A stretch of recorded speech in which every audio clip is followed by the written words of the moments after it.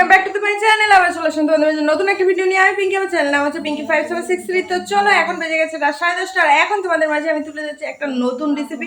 আর রেসিপিটা হলো হচ্ছে তরকা। এই দেখো, তরকার ডালটা সেদ্ধ হয়ে গেছে, আর ওইদিকে তোমাদের দাদাভাই চলো কাটাকাটি করছে। তো চলো দেখি, এদিকে গরু পিসি চলে এসছে। আজকে গরু পিসি রাতের বেলা আমাদের বাড়ি খাওয়া দাওয়া করবে। তো তোমাদের দাদাভাই দেখো, এই দেখে রসুন আর হচ্ছে টমেটো পেঁয়াজ সব কুচি কুচি করে দিচ্ছে। ঠিক আছে, কারণ হচ্ছে পেঁয়াজ কুচি করতে গেলেই না আমার চোখ দিয়ে জল চলে আসে। আমার চোখটা খারাপ কিনা বুঝি না, আমি পেঁয়াজ একদম কুচি করে কাটতে পারি না। আমি ওই কোনো রকম কেটে পেস্ট করে নিই।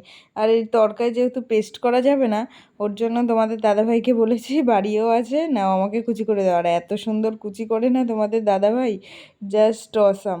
তো যাই হোক, আমি না পারি না, ও ছেলে হয়ে এত সুন্দর করতে পারে। আর যদিও বা আমি সবাই তো আর সব কিছু পারে না।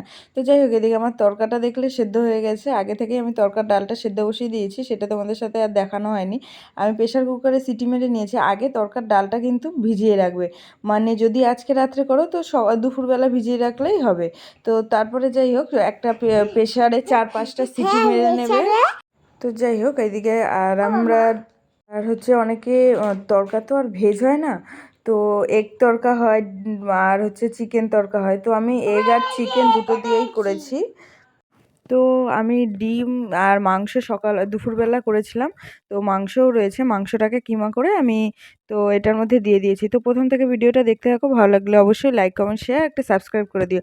তো এবার আমি কি করলাম হচ্ছে, পেঁয়াজ কুচি আদা কুচি রসুন কুচি সব কিছু আমি দিয়ে দিলাম। আর ওর মধ্যে লঙ্কাটা দেওয়া হয়নি। তো লঙ্কাটা আমি যাই হোক কোনোরকম কুচি করেছি, বেশি করতে পারিনি, কারণ হাতে ঝাল লাগবে।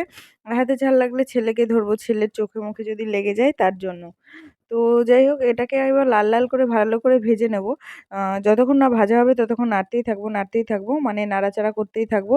তো যাই হোক, ভাজা হয়ে গেলে এটার মধ্যে একটু হলুদ দিয়ে দেবো, কারণ আর তরকা যখন সেদ্ধ করবে না তোমরা, একটু নুন হলুদ দিয়ে সেদ্ধ করবে, তাহলে তরকার কালারটা মানে কালো কালো আসবে না। আমি যেমন ভুলে গেছিলাম, তোমরা ওই ভুলটা করো না। তো যাই হোক, তারপরে এই যখন মশলাটা কষাবে তখন দিলেও হবে। আসলে তরকার কালারটা কালো কালো যেন না হয়, তার জন্য একটু হলুদ দিলে ভালো লাগে।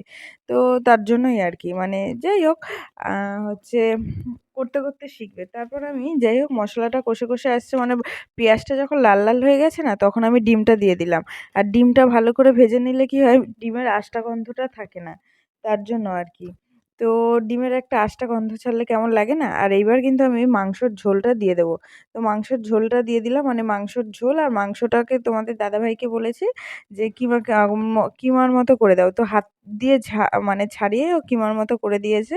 আর তার মধ্যে দিয়ে দিলাম তড়কা মশলা। তড়কা মশলাটা কিন্তু ওই দোকান থেকেই দিয়েছিল, আমরা আলাদা করে বাইরে থেকে কিছু বানাইনি বা করিনি। তো এখনই দেখো কেমন সুন্দর লাগছে। তারপর তোমাদের দাদাভাই মানে একটু হাতা দিয়ে মানে ঘেঁটে দিল, যাতে নরম নরম হয়।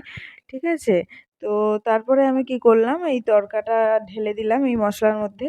ব্যাস, আমার কিন্তু রান্না প্রায় কমপ্লিট। এবারে এটাকে একটু ভালো করে নাড়াচাড়া দিয়ে, একটু নুন, সামান্য মতো নুন, পরিমাণ মতো নুন, একটু চিনি দিয়ে নাড়াচাড়া করেই কিন্তু আমার রেডি হয়ে যাবে তড়কা। তো আজকের ভিডিওটা কেমন লাগলো অবশ্যই কমেন্টে জানিও।